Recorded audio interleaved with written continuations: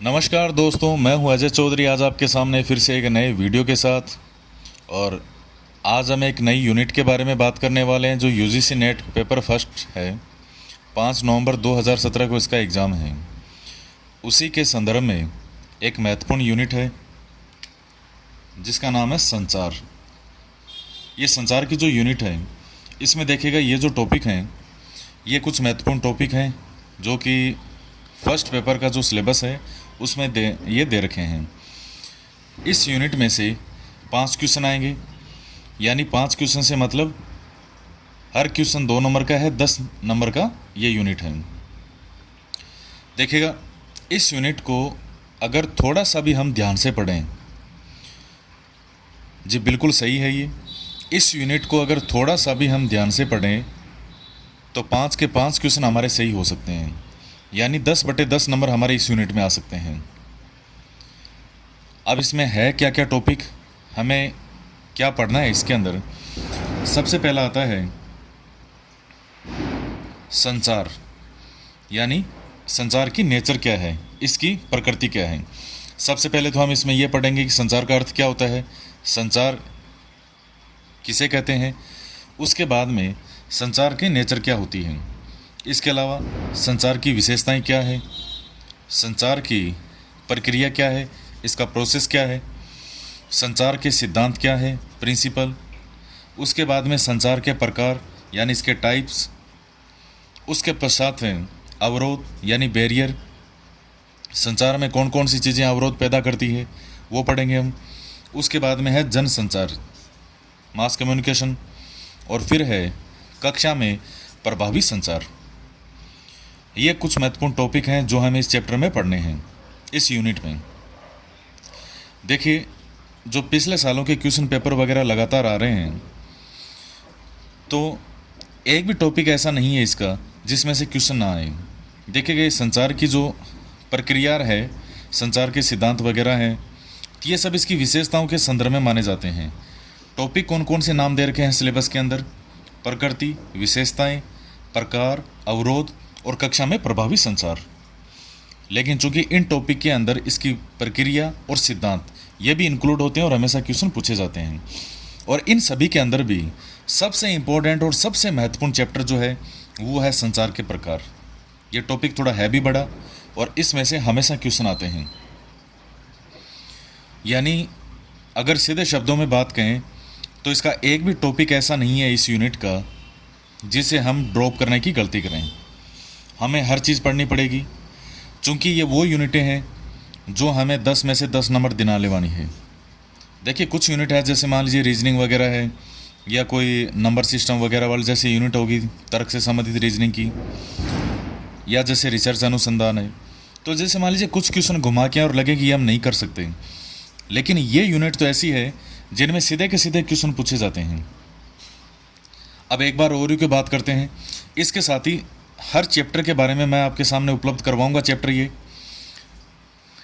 Diagram के माध्यम से, चार्ट के माध्यम से, किस तरीके से पूरे टॉपिक को एक चार्ट में, एक डायग्राम के माध्यम से हम इसको समझेंगे। अब देखिएगा संचार की प्रकृति। अगर मैं प्रकृति की बात करूं तो संचार की नेचर क्या है। मूल रूप से संचार एक विज्ञान है, संचार एक कला है, क्या संचार एक बर्थ गुण है कि जैसे मान लीजिए किसी व्यक्ति में बोलने की जो कला है, जैसे प्रधानमंत्री नरेंद्र मोदी है तो उनमें जो बोलने की कला है, कुछ कहते हैं कि ये कला अभ्यास के द्वारा सीखनी पड़ती है। संचार हमारा जो बोलना है, हम हमारी बात को किसी तक पहुंचाए, केवल यही संचार नहीं होता है, वो व्यक्ति उस बात को समझ आए और किस संदर्भ में, जिस संदर्भ में हमने वो बात कही है उस संदर्भ में समझ आए, यही होता है संचार। तो कुछ कहेंगे अभ्यास के द्वारा सीखा जा सकता है, कुछ कहेंगे ये कला जो है, संचार जो बोलने की कला है, ये जन्मजात होती है। तो संचार की नेचर क्या है उसके बारे में पढ़ेंगे हम। उसके बाद में विशेषताओं के अंदर पढ़ेंगे कि संचार एक लगातार निरंतर चलने वाली, एक सतत चलने वाली प्रक्रिया है, एक निरंतर रहने वाली प्रक्रिया है। इसके साथ ही जैसे इसकी महत्वपूर्ण विशेषताएं और भी होगी कि संचार एक द्विमार्गी प्रक्रिया है। द्विमार्गी प्रक्रिया से मतलब होता है संदेशकर्ता और संदेश प्राप्त करने वाला। तो द्विमार्गी प्रक्रिया है। केवल ये नहीं है कि किसने इसने संदेश दिया, अब वो अगले तक पहुंचा है कि नहीं पहुंचा, तो वही संचार नहीं होता है। इसके द्वारा संदेश देना, सामने वाले के द्वारा संदेश प्राप्त करना, यानी द्विमार्गी प्रोसेस है। और जिस संदर्भ में दिया उसी संदर्भ में उसको प्राप्त करना। उसके बाद में जैसे संचार की प्रक्रिया है, उसके बाद में जैसे अब देखिए संचार की प्रक्रिया की बात करें तो प्रोसेस क्या है इसका, इसे मैं चार्ट के माध्यम से समझाऊंगा आपको बाद में। जैसे एक थोड़ा सा ओवरव्यू देख लेते हैं इन सभी चीज़ों का। संदेश, कौन कौन से तत्व हैं संचार की प्रक्रिया के। संदेश होता है, फिर जो भेजने वाला होता है सेंडर वो होता है, संकेत के भाव क्या है, संकेत जो संदेश भेजने का माध्यम क्या है, उसके बाद में रिसीवर प्राप्तकर्ता, और फिर उसके बाद में उसको समझना, जिस संदर्भ में हमने भेजा उसी संदर्भ में उसको समझना, और उसके बाद में आता है उसको एग्जीक्यूट करना, उसका क्रियान्वयन करना। उसके बाद में हम बात करेंगे संचार के सिद्धांत कौन से होते हैं। तो देखिए अलग अलग सिद्धांत होते हैं। जैसे कोई आएगा कि 4S आएगा, फिर इसके अलावा 6 सहायक अलग होते हैं, जैसे क्यों भेजा जाता है, कौन, कहाँ, कब, क्या, कैसे, ये सहायक में गिने जाते हैं। 4S की बात आती है,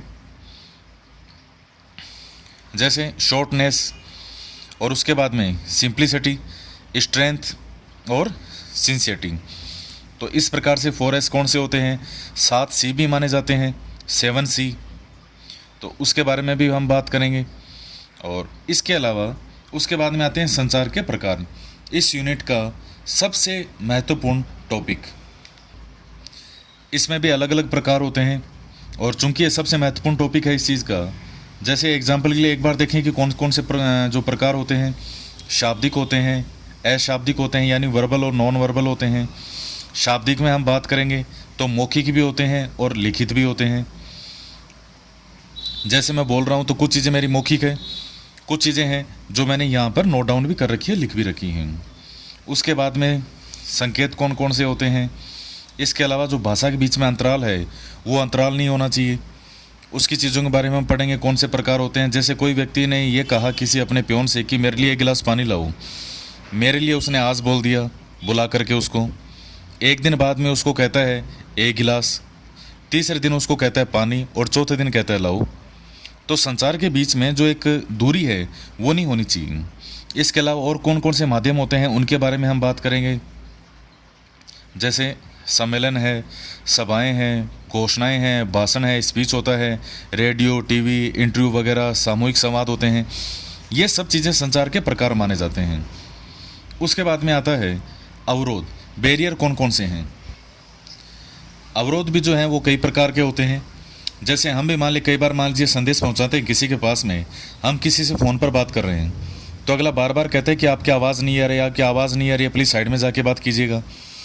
यही अवरोध है। किस स्तर पे अवरोध होते हैं ये इसमें एग्जाम के पॉइंट ऑफ व्यू से है। एक तो संदेश भेजने वाला यानी सेंडर, प्रेषक, उसके स्तर पे हो सकती है। वो माध्यम, जैसे मान लीजिए कोई भी है, फ़ोन वगैरह है, माइक, सम्मेलन, सभा है, किसी भी माध्यम से हो सकता है, उसमें प्रॉब्लम हो सकती है, नेटवर्क की प्रॉब्लम हो सकती है, और कोई भी प्रॉब्लम हो सकती है। फिर रिसीवर जो प्राप्त करता है उसके स्तर पे क्या क्या अवरोध हो सकते हैं उसके बारे में हम बात करेंगे। फिर है जनसंचार, मास कम्युनिकेशन। अब इसमें क्या होता है, जैसे मान लीजिए प्रसार भारती है, रेडियो है, टीवी है, चैनल है DD1, DD न्यूज़ है, DD स्पोर्ट है, कौन सा चैनल पहली बार आया, किसके माध्यम से पहली बार आकाशवाणी स्टार्ट किया गया। इस तरह की जो चीज़ें हैं मास कम्युनिकेशन से संबंधित, जो भी है जनसंचार से संबंधित, उसमें से क्वेश्चन आते हैं। और देखिए पिछले सालों के अगर आप क्वेश्चन देखेंगे तो इस जनसंचार वाले में से क्वेश्चन वो बहुत पूछता है। एक क्वेश्चन तो इसका हमेशा लगभग वो देता है। तो जनसंचार का एक बहुत इंपॉर्टेंट टॉपिक है, इसके बारे में अध्ययन करेंगे। और कक्षा में प्रभावी संचार, सारा जो प्रोसेस है, ये सारा यूनिट हमें पढ़नी भी पड़ रही है। ये सिर्फ इस कक्षा में प्रभावी संचार मेन उद्देश्य है। UGC के द्वारा ये यूनिट शामिल क्यों की गई संचार, क्योंकि जब कक्षा के अंदर एक टीचर विद्यार्थी के सामने संबोधन करता है, अपना लेक्चर देता है, अगर वो सही तरीके से अपना लेक्चर पेश नहीं कर पाए, अगर उनका माध्यम सही नहीं हो और विद्यार्थी उसको उसी रूप में ग्रहण ना कर पाए, तो वो संचार प्रभावहीन हो जाता है। इसीलिए ये सिलेबस में हमारे रखा गया है कि कल को ये विद्यार्थी नेट क्लियर करके और जब कॉलेज और यूनिवर्सिटी में लेक्चर बनेंगे, असिस्टेंट प्रोफेसर बनेंगे, एसोसिएट प्रोफेसर बनेंगे, प्रोफेसर बनेंगे, तो अपनी बात को तो रखने की कम से कम इनमें समझ होनी चाहिए। ऐसा नहीं है कि मशीन की तरह क्लास में गया, अपनी बात बोली और उसके बाद में 1 घंटा बाद में 40 मिनट के पीरियड के बाद में वापस आ गए। विद्यार्थी को वो बात ग्रहण करनी चाहिए। ये एक शिक्षक की जिम्मेदारी है कि वो अपनी जो संचार के माध्यम से, अपनी जो कला है, उसके किस माध्यम से वो अपनी बात को विद्यार्थी तक पहुंच पाता है और विद्यार्थी को समझा पाता है और उनके दिलो दिमाग में उस चीज़ को फिट कर पाएंगे। तो कक्षा में प्रभावी संचार होना बहुत ज़रूरी है, वरना इसके नुकसान आप जानते हैं कितने नुकसान हो सकते हैं। नुकसान ही नुकसान है। अगर मान लीजिए मैं भी यहाँ चीज़ जो भी समझा रहा हूँ और अगर मैं ना समझा पाऊँ तो फिर सारी समस्या है कि इस चीज़ का जो भी क्लासें हैं उनका कोई मतलब नहीं रह जाता। इसलिए एजुकेशन में संचार सबसे ज़्यादा महत्वपूर्ण माना जाता है और यही कारण है कि ये हमारे सिलेबस में रखा गया है। तो ये कुछ मेन टॉपिक थे, ये मेन ओवरव्यू था। ये यूनिट इतनी महत्वपूर्ण है, 2-3 बार भी अगर आपने इस यूनिट को अच्छे से पढ़ लिया तो 5 × 10 बराबर 10 नंबर हमारे कहीं नहीं जाएंगे। ये चीज़ें हमारे हाथ में है। और देखिएगा जिस प्रकार बूंद बूंद से गढ़ा पड़ता है, एक एक क्वेश्चन से, एक एक नंबर से नेट क्लियर होता है। मैं जो विधि बता रहा हूँ, जिस तरीके से आपको गाइड कर रहा हूँ कि इस तरह से अपनी स्टडी कीजिएगा, उसी के अकॉर्डिंग अपनी स्टडी को करते जाइएगा। एक छोटी सी लापरवाही, इसका मतलब ये है कि अगली बार फिर नेट का एग्ज़ाम दो। तो हमें कोई ऐसी गलती करनी ही नहीं है। जब हमने फॉर्म ही भरा है, जब इतने फीस के रुपए इन्होंने इतने बढ़ाए, 1000 रुपये लिए हैं जनरल कैंडिडेट से, 500 रुपये बाकी सब विद्यार्थियों से लिए हैं, तो क्यों ना पूरी तैयारी और पूरे समर्पण के साथ हमें एग्ज़ाम दिए। और देखिएगा अभी जैसे दशहरा है तो इसके लिए 2-3 दिन सब डिस्टर्ब होंगे, दिवाली आएगी उसमें 2-3-4 दिन लगेंगे। तो देखिएगा सबके अपने स्तर पे ठीक है, तैयारियां हैं, घर परिवार में आप त्यौहार वगैरह मनाते हैं, लेकिन ये नेट का एग्ज़ाम चला गया तो सारे त्यौहार फीके पड़ जाते हैं। हमें इस तरह की लापरवाही नहीं करनी है। त्यौहार के साथ साथ में हमें अपनी स्टडी को बरकरार रखना है। ये सामंजस्य बनाए रखना हमारी जिम्मेदारी है। हम इस चीज़ से इतिश्री नहीं कर सकते, इस चीज़ से मुक्ति नहीं पा सकते कि हम इसलिए डिस्टर्ब हो गए थे या हमने घर की सफाई की या त्यौहार वगैरह हमने मनाए, एंजॉय किया। मेरी चीज़ को समझने की कोशिश कीजिएगा। त्यौहार अपनी जगह है, पढ़ाई अपनी जगह है, और ये संयोग ही ऐसा है कि 5 नवंबर से पहले ही ये त्यौहार पड़ेंगे। अभी दशहरा है, उसके बाद में दिवाली आएगी, बहुत बड़ा त्यौहार है। 3-4 दिन कम से कम उसके अंदर विद्यार्थी के खर्च होते हैं। देखेगा ये अवसर बार बार नहीं आएगा। और सिलेक्शन के अंदर सबसे बड़ा रोल है वो इस फर्स्ट पेपर का ही रहता है। सेकंड और थर्ड पेपर का चूंकि रोल है बहुत बड़ा है, लेकिन सब्जेक्ट बहुत से विद्यार्थियों का मजबूत होता है। सिलेक्शन का जो रोल है वो रहेगा फर्स्ट पेपर। जिनका फर्स्ट पेपर कमज़ोर है बहुत ज़्यादा, उनको काफ़ी परेशानी का सामना करना पड़ सकता है। तो मैं जो चीज़ें बता रहा हूँ उनको फॉलो कीजिएगा और इस यूनिट को 2-3-4 बार अच्छे से पढ़ लीजिएगा। आपका एक भी क्वेश्चन गलत नहीं होगा। एक एक क्वेश्चन से, एक एक नंबर से हमारा जो टारगेट है कि हम 75 से 80 नंबर से ऊपर इस फर्स्ट पेपर में कैसे लाएं, उसे हमें पूरा करना है। तो आज के वीडियो में इतना ही। मिलते हैं नेक्स्ट वीडियो में एक नए टॉपिक के साथ। जय हिंद, जय भारत।